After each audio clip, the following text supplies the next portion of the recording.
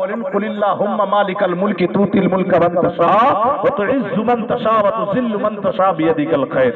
আমার আল্লাহ যাকে ইচ্ছান ইজ্জত দেন, আমার আল্লাহ যাকে ইচ্ছা করেন বেইজ্জত করেন। আমার আল্লাহ যাকে ইচ্ছা করেন তাকে মুলকের মালিক করে দিতে পারেন, আমার আল্লাহ যাকে ইচ্ছা করেন তাকে দুনিয়ার ফকিরও করে দিতে পারেন। এটা আমার আল্লাহর হাতে আছে, কারোর হাতে নাই যে কেউ আমাকে ইজ্জত দিতে পারবে, কারোর হাতে নাই কেউ আমাকে বেইজ্জত করতে পারবে, আমার আল্লাহর হাতে আছে।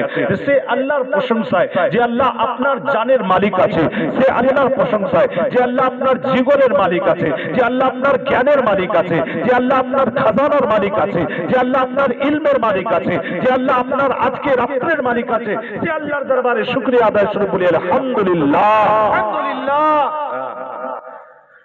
এরপরে পরে আসুন সেই নবী যেই নবীকে না সৃষ্টি করলে আমার আল্লাহ রাব্বুল আলামিন বলেন যে আমি জগৎ জাহান কুল জাহানকেও সৃষ্টি করতাম না। কোরআন বলছে হুয়াল আউয়ালু ওয়াল আখিরু ওয়াজ জাহিরু ওয়াল বাতিন। সাদাকাল্লাহুল আযীম। আমার আল্লাহ বলছেন আমার নবীকে আমি আউয়ালে সৃষ্টি করেছি, আখিরেও রেখেছি, আবার আমার নবী জাহিরেও আছেন, আমার বাতিনেও আছে। হযরতে মাওলানা জালালউদ্দিন শামীমি রাহমাতুল্লাহ আলাইহি বলেন যে এই কওলটা কোরআনের এই ভাষাটা কোরআনের এই কথাটা শানে মুস্তাফা মানে আমার নবীর শান আর শানে খোদা মানে আমার আল্লাহর শান, দুটোরই শান ওয়াল আউয়ালু ওয়াল আখিরু ওয়াজ জাহিরু ওয়াল বাতিন, দুটোই শান বয়ান করে, আমার আল্লাহরও শান বয়ান করে আর আমার নবী মুস্তাফারও শান বয়ান করে। জোরে বলি সুবহানাল্লাহ। जैसे अल्लाह रब्बुल आलमीনের শান, আমার আল্লাহ রাব্বুল আলামিন বলেন যে আমি নবীকে যদি না সৃষ্টি করতাম আমি জগতের কিছুই সৃষ্টি করতাম না। হযরতে আদম নবী এসেছেন বললেন লা ইলাহা ইল্লাল্লাহ, আদম সফিউল্লাহ। হযরতে নূহ নবী এলেন বললেন লা ইলাহা ইল্লাল্লাহ, নূহ নবী আল্লাহ। হযরতে মুসা নবী এলেন লা ইলাহা ইল্লাল্লাহ, মুসা কলিমুল্লাহ। যত নবী এসেছেন সবাই আল্লাহ এক এই কথাটা বলেছেন, কিন্তু আল্লাহকে দেখে এসেছেন এই কথাটা কেউ বলেননি। যত নবী এসেছেন মতন্ত্র কম বেশি 1,24,000 কি কম বেশি 2,24,000 দুনিয়াতে নবী এসেছেন। কথা বুঝতে পারছেন? সারা দিচ্ছেন না, বুঝতে পারছেন? আমি বাসস্থানে ওয়াজ করছি না কবরস্থানে? বাসস্থানে। তো বাসস্থানের লোকেরা কথা বলে, কবরস্থানের লোকেরা কথা বলে না নাকি? ওরাও কথা বলে, যদি আপনি ওদেরকে সালাম দেন তো ওরা আপনাকে জবাব দিবে। হাদিসে আছে আমার নবী মুস্তাফা বলেন যখনই কবরস্থানের পাশ দিয়ে যাও তোমরা তাকে সালাম জানিয়ে যাও, যদি কেউ সালাম না দিয়ে যায় বলছে সেই কবরবাসীরা তার জন্য বরদুয়া করে, কবরবাসীরা তার জন্য বরদুয়া করে। তো তাদের সালামের জবাব যেদিন আমরা শুনে নেব না সেদিন দুনিয়াদারি করাই ভুলে যাব। তাদের সালামের জবাব আল্লাহ শোনার ক্ষমতা দেয়নি আমাদেরকে, কিন্তু হ্যাঁ তারা সালামের জবাব দেয়, এটা আমার নবী বলেছেন। জোরে বলি সুবহানাল্লাহ। আর নবী যেটা বলেন সেটাই সত্য, নবী যেটাই বলেন সেটাই হক, নবী যেটাই বলেন সেটাই সত্য, আমার নবী মুস্তাফা সাল্লাল্লাহু আলাইহি ওয়াসাল্লাম বলেছেন। তো বললাম যত নবী এসেছেন সমস্ত নবী বলছেন লা ইলাহা ইল্লাল্লাহ, আদম সফিউল্লাহ, লা ইলাহা ইল্লাল্লাহ, মুসা কালিমুল্লাহ, লা ইলাহা ইল্লাল্লাহ, ঈসা রূহুল্লাহ, লা ইলাহা ইল্লাল্লাহ, মুসা কালিমুল্লাহ। যত নবী এসেছেন সবাই বলে আমি আল্লাহ গবাহি দি, আমি সাক্ষী দিলাম আল্লাহ ছাড়া কোনো মাবুদ নাই। আদম নবী বলেন আমি সাক্ষী দিলাম আল্লাহ ছাড়া কোনো মাবুদ নাই। নূহ নবী বলেন আমি সাক্ষী দিলাম আল্লাহ ছাড়া কোনো মাবুদ নাই। মুসা নবী বলেন আমি সাক্ষী দিলাম আল্লাহ ছাড়া কোনো মাবুদ নাই। জাকারিয়া নবী বলেন আমি সাক্ষী হলাম আল্লাহ ছাড়া কোনো মাবুদ নাই। কিন্তু কেউ এই কথা বলে না আমি আল্লাহকে দেখে এসেছি। সবাই বলে আল্লাহ এক, আল্লাহ এক, আল্লাহ এক, কিন্তু কেউ এটা বলে না যে আমি দেখে এসেছি। এই কথা কে বলেন? আসুন জিজ্ঞাসা করি। নবী মুস্তাফা বলেন আশহাদু আল্লা ইলাহা ইল্লাল্লাহু ওয়া আশহাদু আন্না মুহাম্মাদান আবদুহু ওয়া রাসূলুহু। আমার নবী মুস্তাফা বলেন আমি দেখে এসেছি আল্লাহ আমার এক আছে। বলি সুবহানাল্লাহ। সমস্ত নবীরা বললেন আল্লাহ এক, কিন্তু কেউ এই কথা বললেন না যে আমি আল্লাহকে দেখে এসেছি আল্লাহ এক। কে দেখে এসেছে? আমার নবী মুস্তাফা। কোথায় বলে? কোরআন বলছে ওয়ান নাজমি ইযা হাওয়া মা দাল্লা সাহিবুকুম ওয়া মা গাওয়া ওয়া মা ইয়ানতিকু আনিল হাওয়া ইন হুয়া ইল্লা ওয়াহয়ুন ইউহা আল্লামাহু শাদীদুল কুওয়া যু মিররাতিন ফাস্তাওয়া ওয়া হুয়া বিল উফুকিল আলা সুম্মা দানা ফাতাদাল্লা ফাকানা কাবা কাউসাইনি আও আদনা। আমার নবী বলেন আমি আল্লাহকে এতটা কাছাকাছির মধ্যে দেখে এসেছি যে মানুষের দুটো ভরুর মধ্যে যতটা মধ্যমস্থলে জায়গা ফাঁক থাকে, এই ফাঁকটুকু জায়গাতে আমি আল্লাহকে দেখে এসেছি। ওই জন্য সমস্ত নবী বললেন লা ইলাহা ইল্লাল্লাহ, কিন্তু আমার নবী বলেন আশহাদু আল্লাহ ইলাহা, আমি দেখে এসেছি আল্লাহ এক আর দ্বিতীয় কেউ নাই। জোরে বলি সুবহানাল্লাহ। এই কথা শুধু একমাত্র আমার নবী বলেছেন আশহাদু আল্লাহ ইলাহা, আমি দেখে এসেছি, আমি সাক্ষী দিচ্ছি আল্লাহ এক আর দ্বিতীয় কেন। সবাই বলেছেন আল্লাহ এক আছে, কিন্তু দেখে কেউ বলে নাই। দেখে একমাত্র আমার নবী বলেছেন, সূরা নজম বলে। তবে সেই নবীকে না সৃষ্টি করলে আমার আল্লাহ বলেন না আমি জমিন, না আমি আসমান, না আমি ফরশ, না আমি আরশ, না লৌহ, না কলম, না চন্দ্র, না নক্ষত্র, আমি কিছুই তৈরি করতাম না। সেই নবীকে না সৃষ্টি করলে আল্লাহ জগতের জাহান কিছুই সৃষ্টি করতো না।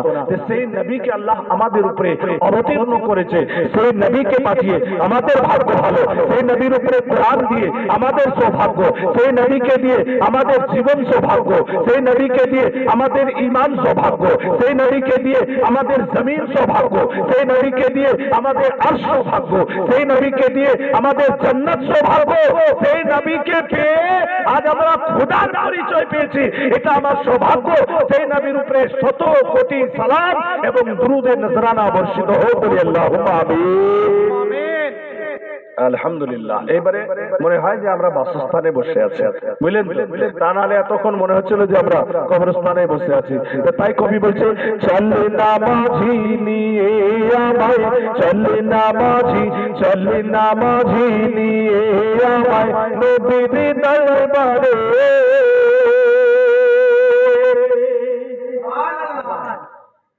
সবাই বুঝতে পারেননি বাংলা, তাহলে ইংরেজিতে বলছি house beautiful Madina, very very good Madina, I can tell you about what Medina, we can tell you about what Medina, such a beautiful Medina, sweet Medina, sweet। এটা বুঝবেন? যদি বাংলা না বুঝেন তাহলে কি বুঝবেন? তাহলে বাংলাটাই শুনুন আর বলুন আলহামদুলিল্লাহ, সুবহানাল্লাহ। আল্লাহর জিকির এটা আমার প্রশংসার জন্য, এটা আপনি আল্লাহর জিকির করছেন। আলহামদুলিল্লাহ আল্লাহর জিকির করলেন, সুবহানাল্লাহ আল্লাহর জিকির করলেন, অন্য কাউরি নয়। কি বলছে? চল না মাঝি, চল না মাঝি নিয়ে আমায় নবীর দরবারে।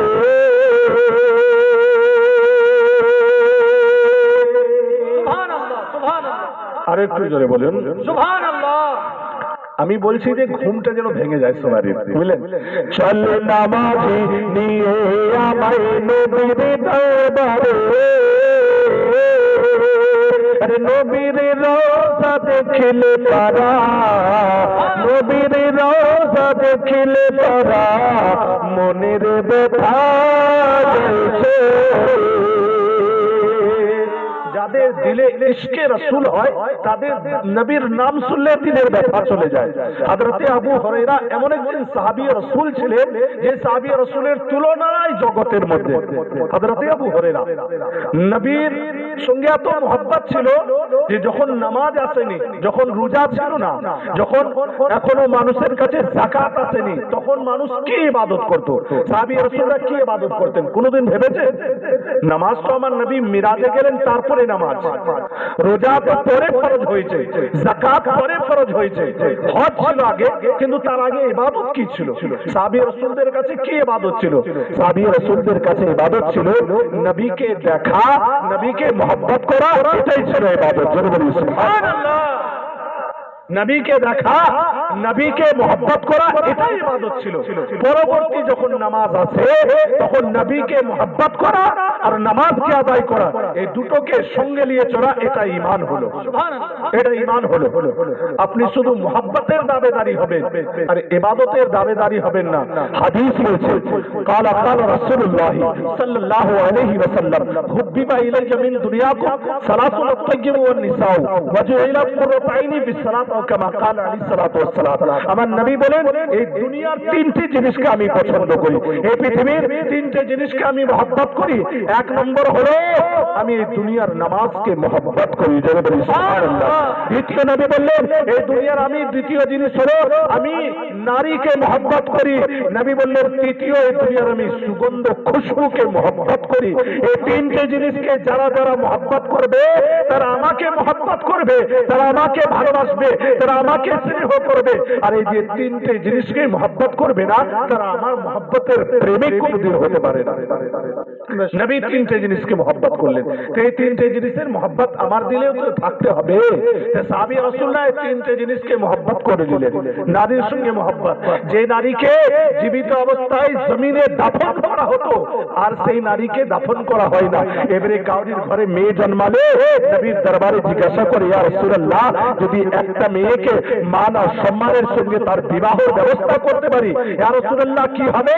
আমার নবী বলে, যে তিনটে মেয়ের ব্যবস্থা করে দিতে পারে বিবাহ, সে জান্নাতি হবে। আমি রাসূল দাঁড়িয়ে বলে, ইয়া রাসূলুল্লাহ, আমার তো দুটো মেয়ে, আমি কি সে সৌভাগ্যবান হব না? নবী বলেন, হ্যাঁ হ্যাঁ, যদি তুমি দুটো মেয়ের বিবাহ দিতে পারো তুমিও জান্নাতি হবে। আরেকজন দাঁড়িয়ে বলে, ইয়া রাসূলুল্লাহ, আমার তো একটি মেয়ে, আমি কি জান্নাতের হকদার হবে না? নবী বলেন, হ্যাঁ হ্যাঁ, যদি তুমি তারও মান আর সম্মানের সঙ্গে বিবাহ দিতে পারো তুমিও জান্নাতি হবে। বলে, ইয়া রাসূলুল্লাহ, আমার কাছে মেয়ে নাই, আমি কি এই হক থেকে বঞ্চিত হব? নবী বলেন, না না, যে নারী জাতিকে সম্মান দিয়ে তার সম্মান সহকারে তার বিবাহ করতে পারে সেও জান্নাতের হকদার হয়ে যাবে। সুবহানাল্লাহ, সুবহানাল্লাহ। সাহাবী রাসূলুল্লাহ মহব্বত করলেন, নবী নারীকে বললেন, সাহাবী রাসূলুল্লাহ মহব্বত। এবারে যে নারীকে মহব্বত করে সেই নবীকে মহব্বত করে নিল। দ্বিতীয় আমার নবী, কি নবীর সাহাবারা নামাজকে মহব্বত করলো। নবী যেদিন থেকে এলান করেছিলেন যে নামাজ হলো জান্নাতের চাবিকাঠি, সাহাবী রাসূলুল্লাহ সেদিন থেকে নিজের আঁচলে বেঁধে নিলেন যে আর নবীকে খুশি করা, নবীকে রাজি করার এই তরিকা আমাদের কাছে পেয়ে গেলাম যে নবী রাজি হয়ে যাবেন, নবীর তরিকাকে আপন করে নি। আর কোন সাহাবী রাসূলের জীবনে নামাজ কাজা নাই। হযরতে আলীর জীবনের নামাজ কাজা নাই, হযরতে বেলালের জীবনের নামাজ কাজা নাই, আবু হুরায়রার জীবনের নামাজ কাজা নাই। কিন্তু আবু হুরায়রার নামাজের সাথে সাথে নবীর মুহাব্বতকেও কাজা করেনি। হযরতে আবু হুরায়রা মায়ের সঙ্গে কথা বলে নবীর সম্পর্কে, মায়ের সঙ্গে আলোচনা করছেন নবীর ব্যাপারে, মায়ের সঙ্গে কথা বলছেন নবীর ব্যাপারে। মা তার ইমানি হালতে ছিল না। মা তখন বলছে, দূর দূর বেরো এখান থেকে, তোর নবীর কথা সবসময় আমার কাছে বলিস না, আমাকে ভালো লাগে না। তখন আবু হুরায়রা বলে, মা আমি সব সহ্য করতে পারি কিন্তু নবীর সম্পর্কে আমি একটা কথা সহ্য করতে পারবো না। মা যদি তুমি সেটা বলো তাহলে আমি তোমার ঘর ছেড়ে চলে গেলাম। তার মা বলে, যা, বেরিয়ে চলে যায়, আমার কোনো দুঃখ নাই।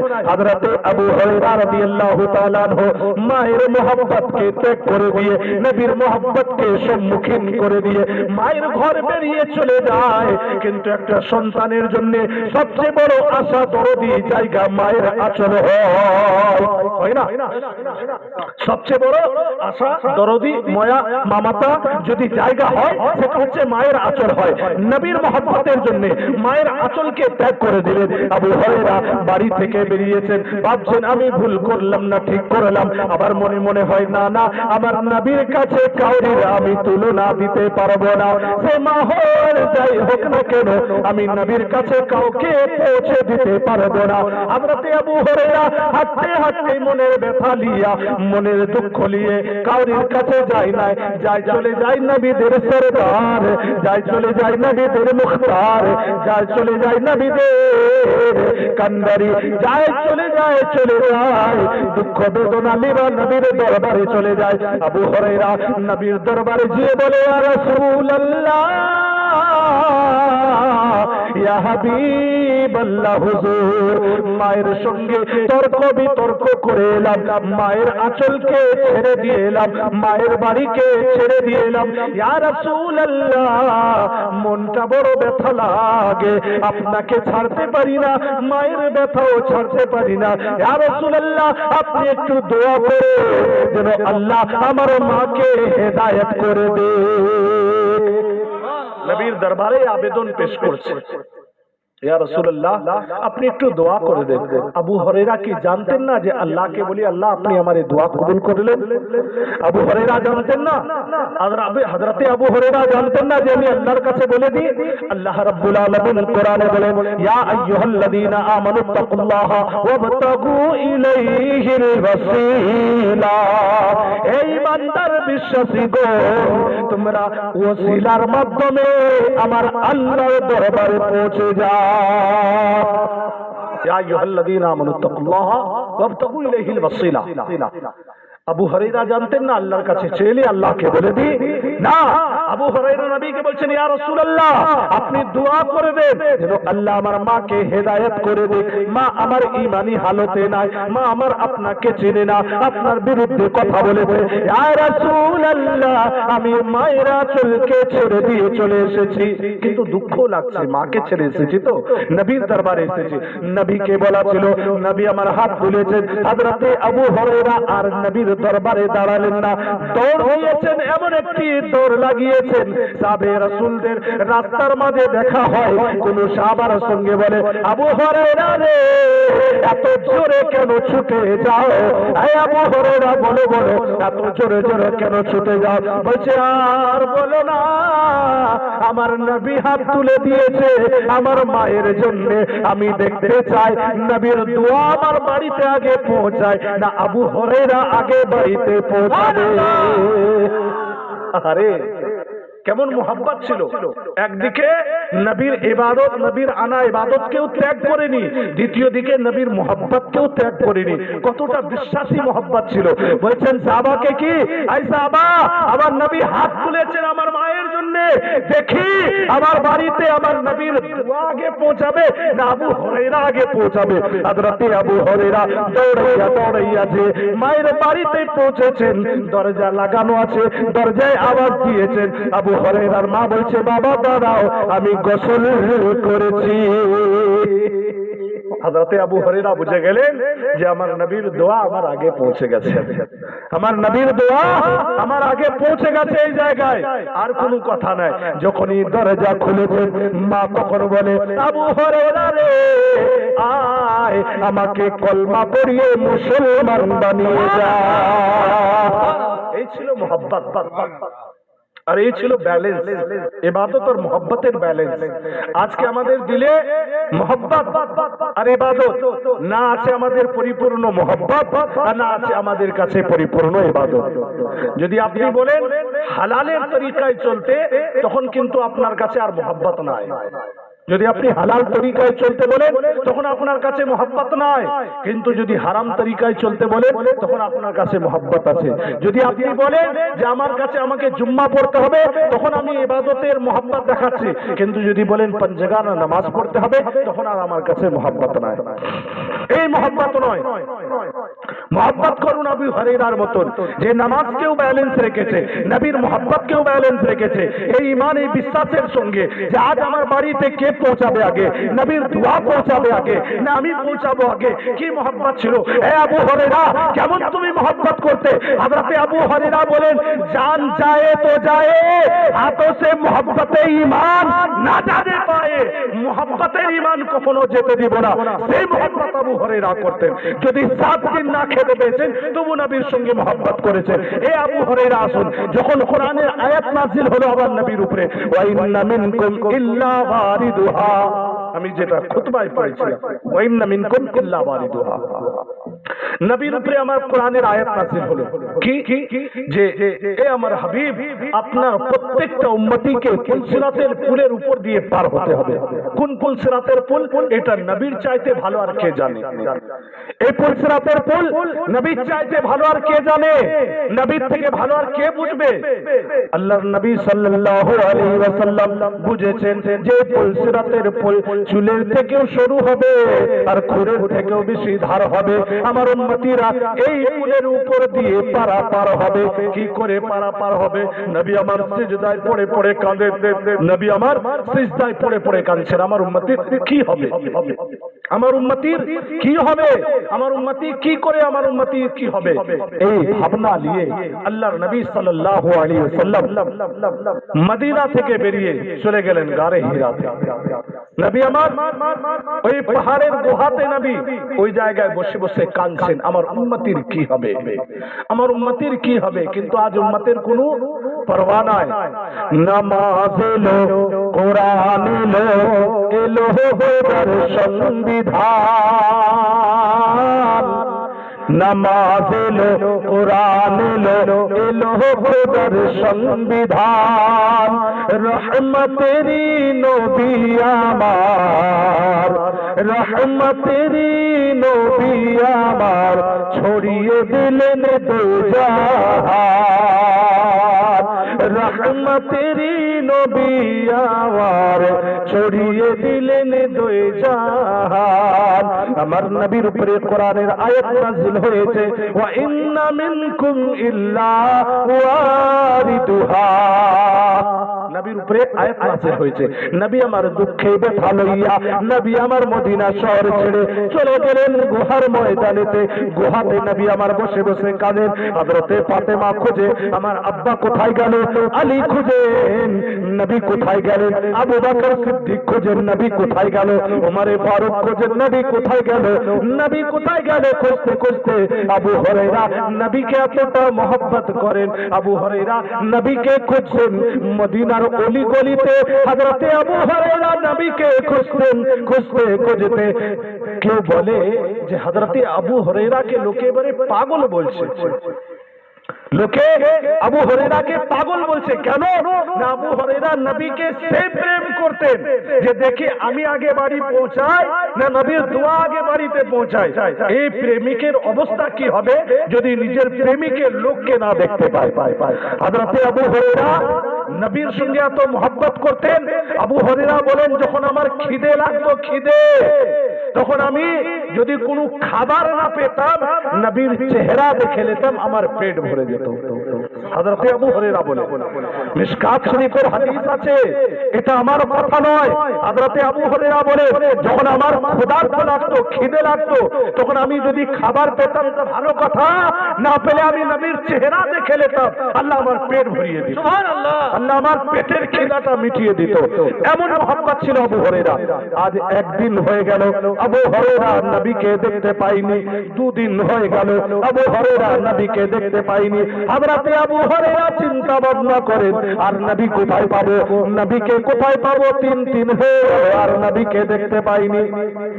মদিনাবাসীরা কেউ কেউ বলে যে আবু হুরায়রা মনে হচ্ছে যে পাগল হয়ে গেছে, আবু হুরায়রা পাগল, আবু হুরায়রাকে লোক আর চিনতে পারে নাই তার পাগলামির জন্য। হযরতে আবু হুরায়রা যে দেশেতে নবীকে আর খুঁজে পায় না, যে দেশেতে আর নবীকে খুঁজে পায় না, সেই দেশে আবু হুরায়রা আর থাকতে চায় না। যে দেশে কে নবীকে আর পায় না, সেই দেশে আবু হুরায়রা থাকতে চায় না। হযরতে আবু হুরায়রা মনের দুঃখ নিয়ে কাঁদতে কাঁদতে, হযরতে আবু হুরায়রা মনের দুঃখ নিয়ে কাঁদতে কাঁদতে আবু হুরায়রা মদিনা ছেড়ে চলে যান, জঙ্গলে চলে গেছেন। জঙ্গলে ঘুরতে ঘুরতে ঘুরতে ঘুরতে সবাইকে জিজ্ঞাসা করে, ও